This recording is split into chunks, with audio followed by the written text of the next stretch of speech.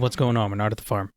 Yes, we're in the haunted mine because I want to get 80 smithing, but I don't want to buy all the ores because I also want to keep our mining somewhat even with our smithing. So, let me explain the plan. To make a necronium bar, you need phasmatite and nechrite ore. Nechrite ore and nechrite ore rocks are in very inconvenient locations, and the nechrite ore spirits are rather expensive. On the other hand, phasmatite ore spirits are very cheap, and the phasmatite ore rocks are relatively close to a bank. There's 6 in this location. So what I'm doing here is I'm going to mine twice as much phasmatite as I need, sell half of it, and then use the money from that to buy the nechrite, and then smelt it all and make necronium bars, and then make a bunch of necronium plate bodies, and then use them during the upcoming double XP weekend to make burial armor, and then get 80 smithing that way. See, I'm thinking. So let's take a look at our stats. This is what they're looking like. To be honest, I can't remember for the life of me what my stats were at the end of last episode. What was I finished, I was doing woodcutting and fishing. So yeah, that's my woodcutting is 71 and my fishing is 70. I thought I'd take a break from that for now because I want to unlock invention as soon as possible so I could train invention via fishing. Fishvention, as it's called. Training invention through woodcutting isn't that good because you either have to siphon from a crystal hatchet or disassemble a dragon hatchet, and dragon hatchets are kind of expensive, so it's not really worth it. It's better to use a crystal siphon on a crystal tool, but that takes longer to level up to level 12 as opposed to leveling up to level 10 via fishing. But we don't even have invention unlocked yet, so that's going to be a consideration for a future date. With all the mining completed, let's see the fruits of our labors. We have just over 1,500 phasmatite. Now we're going to sell some of it, recoup some of the money we lost from buying all the stone spirits, and then buy 700 nechrite ore so we can make 700 necronium bars. But because we have a slight chance at getting extra necronium when we smelt it ourselves, I think we'll end up with about 750, maybe 770 necronium bars. I forgot to record footage of me doing all the smelting and smithing.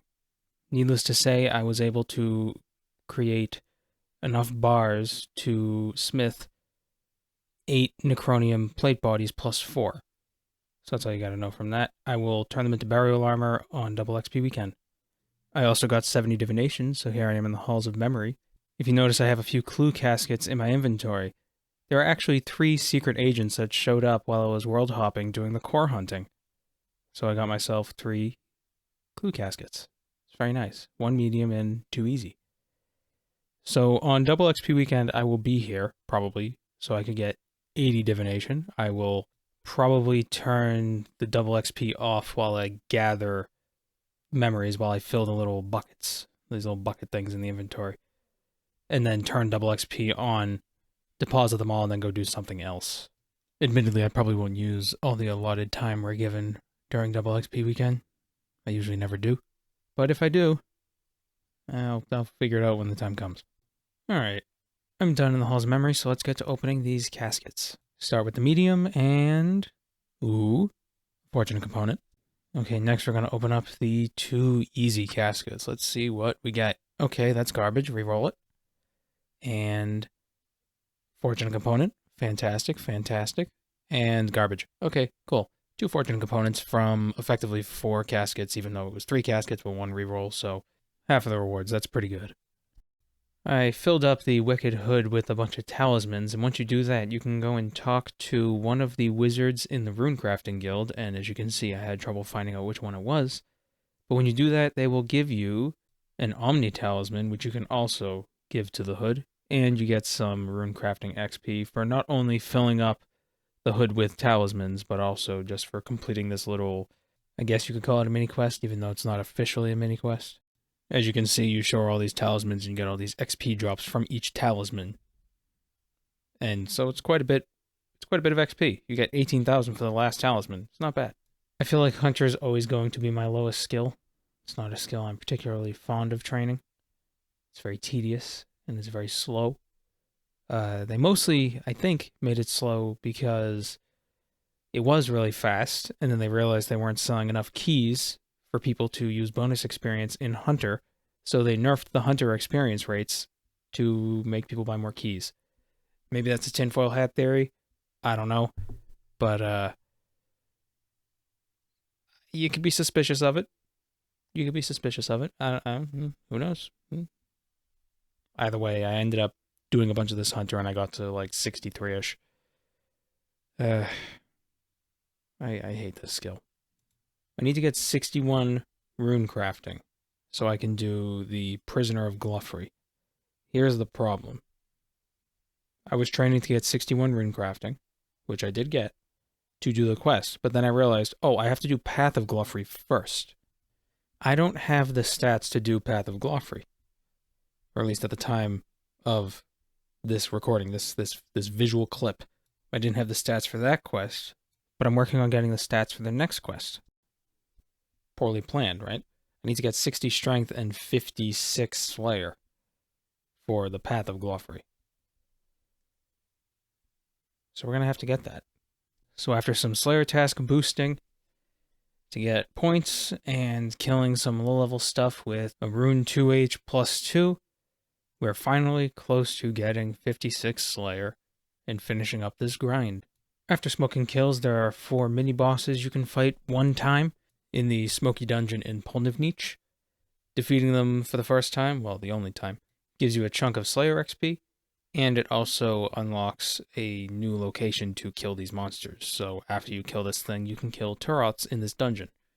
Only problem is you have to wear the face mask while you're down here, unless you have a Slayer helmet. But if you have to wear the face mask and you don't have the Slayer helmet, then you lose out on the black mask, which we do have now. I didn't record that, but we do have a black mask. I bought one because we were training melee. Thought I'd make a point to note that. This thing is annoying because it does not like to take damage from magic, since it is weak to stab. So I should have brought melee. If I didn't think to do that, and it would make sense because the spear that you can buy from the Slayer shop to fight Turots is a stab weapon, so this would have been a lot faster if I had used melee. I didn't. Oh well, the thing died, got about 1,000 Slayer XP, and got level 56 Slayer. Time to do the quest we set out to do. It seemed like this grind was quick, but this grind took several hours. Anyway, why do I so desperately want to do Path of Gluffrey? Well, first of all, this quest unlocks the ability to travel between any of the spirit trees without having to return to a hub in the Tree Gnome Village or the Tree Gnome Stronghold. You know, even with the illusion dispelled, these things are still kind of cute. You know what I mean? They're cute in their own little horrific way. It's like a Tim Burton cute, you know? Gothic, but yeah, well, okay. Sorry. Here's a fun little conversation you can have with the gnome during this quest.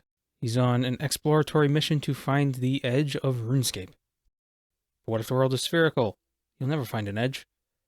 Spherical? Don't be silly. The world is clearly flat. If it was ball-shaped, we'd roll off the sides, silly human. Maybe the world is round, just very big, so we don't notice the curve, and there's some magical force that makes us stick to the ground. Well, now you're just making fun of me. I don't think you realize the gravity of the situation. This is the kind of humor I like in RuneScape. It's very dry. It's very British.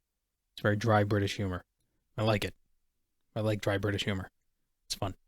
Alright, that quest was easy enough. And now we have access to killing warped tortoises, which, if I'm not mistaken, can drop noted shells, I think, after you do one of the Turanon tasks, and they sell for quite a bit. We also got a magic level, so we can do lunar diplomacy. We have all the levels to do lunar diplomacy, so maybe we should look into doing that soon. Moving on finally to Prisoner of Gluffrey. It came out in 2011, 3 years after the previous quest, and it gives 60,000 agility XP. Oh, that is not something I'm going to pass up. And it's an easy quest, so let's get to it. Gnome ninjas in my Galenor? It's more likely than you think. Man, some parts of this game are ugly. Look at those textures. Yeah, well. Quest is 10 years old, so I guess they get a pass there. Although Skyrim came out in 2011, so Maybe these graphics are a little behind their times. Certainly behind now times. Well, the quest is completed and we get all that tasty XP. And also we have a new glider at the Tree Gnome Village. It's very convenient for fruit tree runs, so you don't have to travel to the village and then walk out. You could just fly via glider right to the tree. This quest sucks. And now it's done, hooray. We needed to do rat catchers so we could do the Varrock diaries eventually.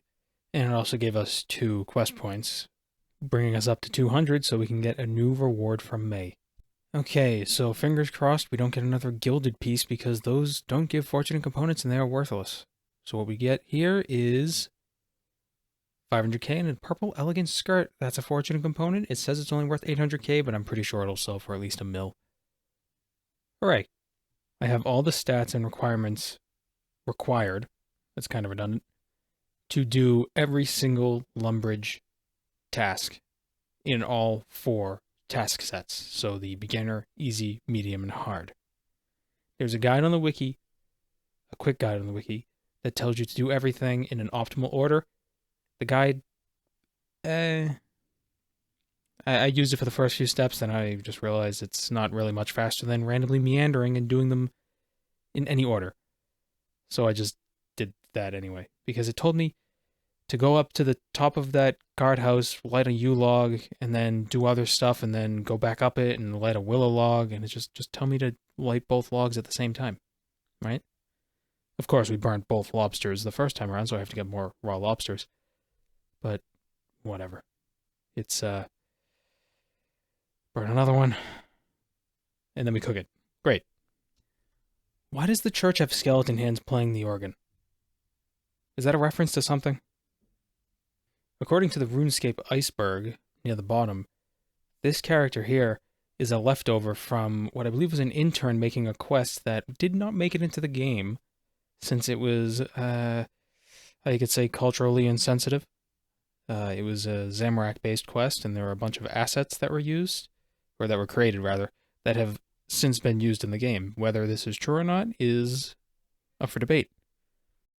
But this is a weird character. Why is he here? Who knows?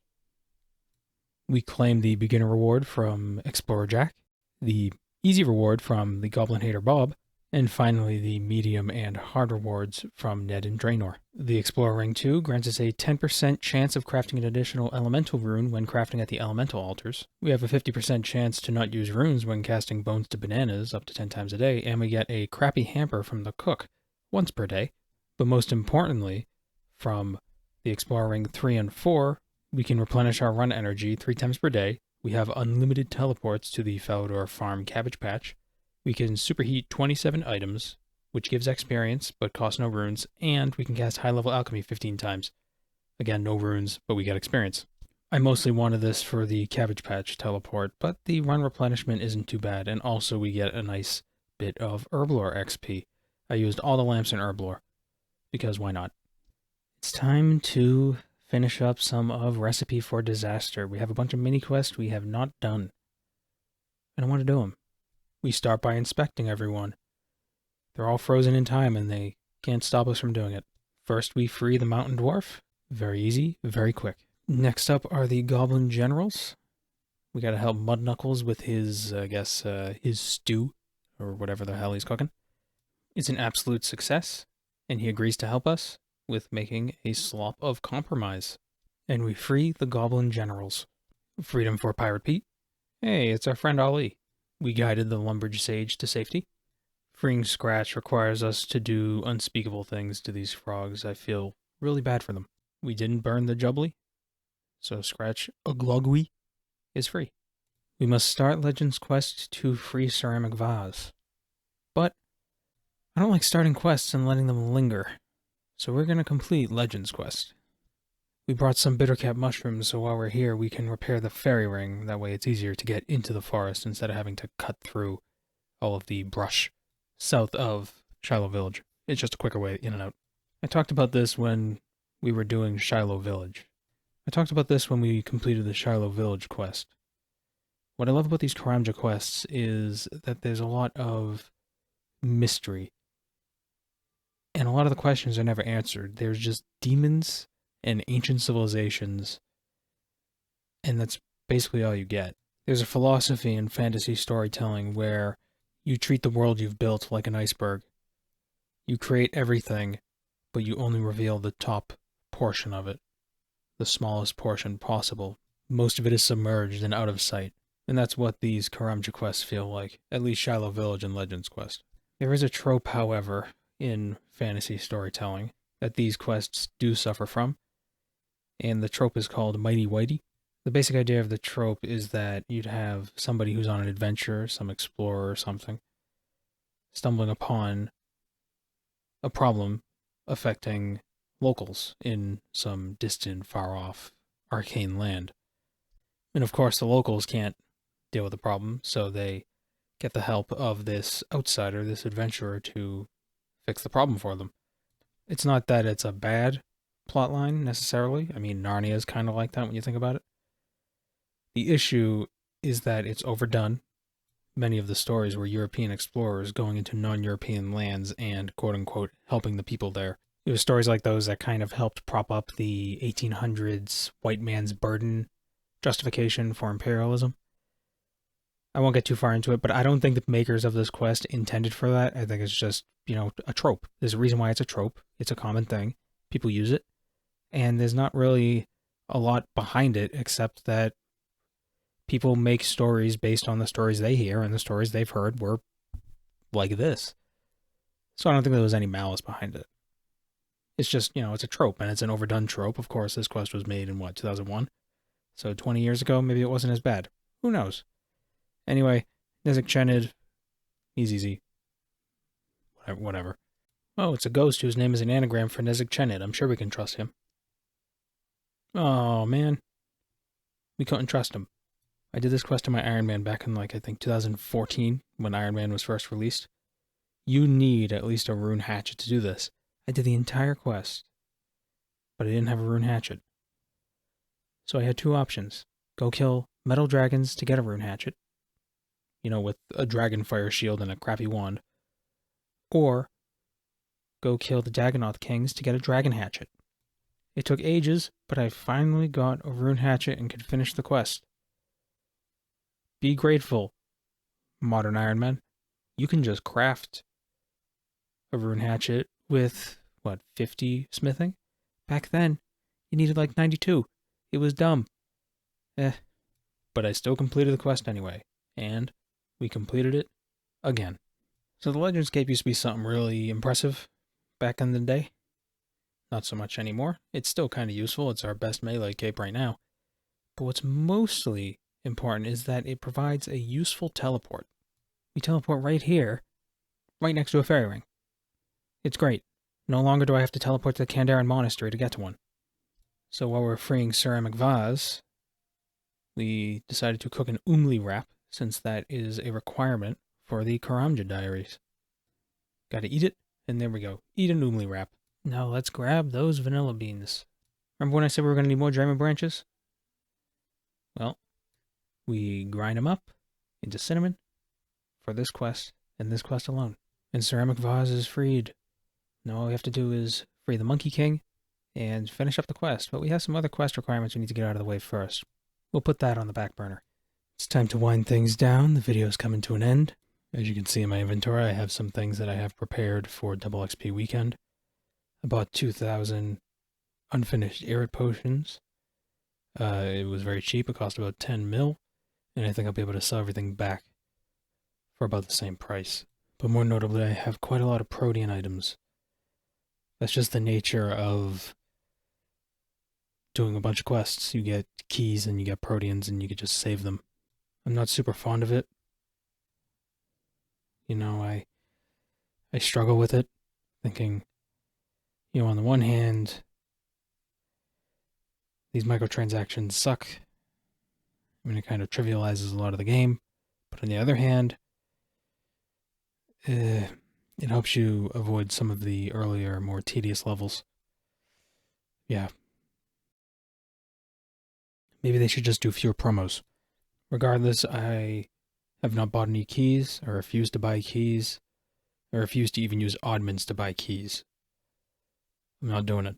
I may use the oddments I have to get Silverhawk feathers, since you don't really get a lot of XP from Silverhawk feathers. It's just a way to train agility without having to train agility. That's the preliminary plan, is to do herb lore, do some construction contracts with the protean planks, use these protean hides, and use the protean logs as well. I could also turn them into more planks if I really wanted to. I'm trying to be very transparent with how I move forward with my training. I don't want to hide things and be sneaky about it. If I didn't mention I had these proteans and double XP weekend ends and I got, 1.5 million construction XP but barely spent a dime, that'd be kind of suspicious. So yes, the plan: herb lore, construction contracts, protean hides, protean logs, the 8 necronium plate bodies I have in the bank, I'll turn those into burial armor. And finally, I'll do some Hall of Memories stuff to try to get 80 divination. That said, thank you for watching. Take care.